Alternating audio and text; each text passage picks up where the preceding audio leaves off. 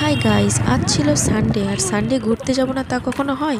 সোজা বেরিয়ে পড়লাম মালদার সেই বিখ্যাত আদিনা মসজিদ, যেটা ভারতের সর্বাধিক দ্বিতীয় বৃহত্তম মসজিদ হিসেবে পরিচিত। বহুদিন ধরে এই মসজিদের বিভিন্ন জনের মুখে বিভিন্ন রকম কথা শোনা যাচ্ছে এটাও যে মসজিদের গায়ে বিভিন্ন রকমের শিলালিপি দেখা যায়। মেন গেট দিয়ে ঢুকতেই আমার নজরে যেটা পড়লো সেটা হলো এই একটা মূর্তি। আমার তো পার্সোনালি গণেশ মূর্তির মতো লাগছে, তোমাদের কি লাগছে সেটা তোমরা কমেন্ট করে জানিও। ঢুকেই হাতের বাঁ দিকে সিঁড়ি করা আছে, সেই সিঁড়ির ওপর দিয়ে পাটাতনের মতো একটি জায়গা আছে যেখানে সুলতান সিকান্দার শাহর ফ্যামিলি সবাই একসময় এখানে নামাজ পড়তো। দেখো তোমরা জায়গাটা। আর এই দেওয়ালের গায়ে অনেক শিলালিপি লক্ষ্য করা যায়। এখানে স্বস্তিক চিহ্ন প্লাস পদ্ম ফুলের চিহ্ন আমি দেখতে পাচ্ছি। দেখো তোমরা।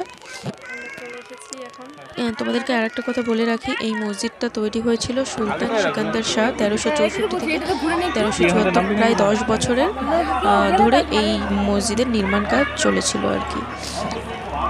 বহু লোকের সমাগম হয় বাইরে বাইরে থেকে, এখানে তারা আসে সেই মসজিদটা দর্শন করতে। কিছু দূর গিয়ে তোমরা দেখতে পাচ্ছ কতগুলো দরজা করা আছে।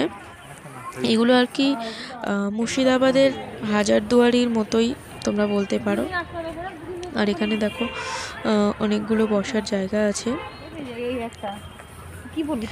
আর কিছু দূর গিয়ে আমার যেটা নজরে পড়লো, এটা হলো শিবলিঙ্গ মতো লাগছে। দেখো এখন বিশেষ করে আরও মানে বেশি এটা লক্ষ্য করা যাচ্ছে, এটা নিয়ে বেশি কালচার হচ্ছে যে মসজিদে কেন শিবলিঙ্গ।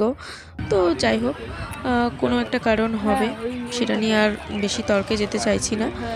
দেওয়ালের গায়ে অনেক মূর্তি, দেবদেবীর মূর্তি আছে। আর দেখো তোমরা নিজেরাই দেখো, আমি কিছু বলবো না, তোমরা দেখে নাও। দেন আমরা ওখান থেকে বেরিয়ে সোজা চলে গেলাম ইকো পার্কে। সেই আদিনা মসজিদ থেকে হাঁটা পথ 3 মিনিটের। আদিনা মসজিদ ঢুকতে 20 টাকা করে টিকিট। আর ভেতরে ঢুকে তোমরা অনেক কিছু দেখতে পাবে আর কি। ভীষণ ভালো জায়গা। আর এই জিনিসটা নতুন করা হয়েছে আই লাভ গাজল, যেহেতু গাজল থানার অন্তর্ভুক্ত এটা, সেই কারণে এখানে কিছু ছবি টবি তোলা হলো। তারপর এখানে তোমরা দেখতে পাচ্ছ ফটোশ্যুটের জন্য, বোটিংয়ের জন্য, সাইকেলিংয়ের জন্য কত টাকা করে নেওয়া হবে। এখানে খাবারেরও ব্যবস্থা আছে, তোমরা চাইলে যারা দূর থেকে আসো তারা এখানে খেতে পারো। যদিও আমরা কিছু খাইনি। আর মানে জায়গাটা এতটা সুন্দর আর কি। কিছু দূর যাওয়ার পরে বসার জায়গা আছে অনেক, সেখানে তোমরা গিয়ে রেস্ট করতে পারো। কিছু দূর হাঁটার পথে আমরাও সেখানে রেস্ট করলাম। আর দেখো এই দৃশ্যটা কি সুন্দর লাগছে, মানে ওই সাইডে কিন্তু বোটিং হচ্ছে। আর অপোজিটে তোমরা দেখতেই পাচ্ছ যে জলের প্রতিবিম্বটা দেখা যাচ্ছে, ভীষণই সুন্দর। আর আমার হাতেই চলে এসেছে একটা লার্জ সাইজের চিপস।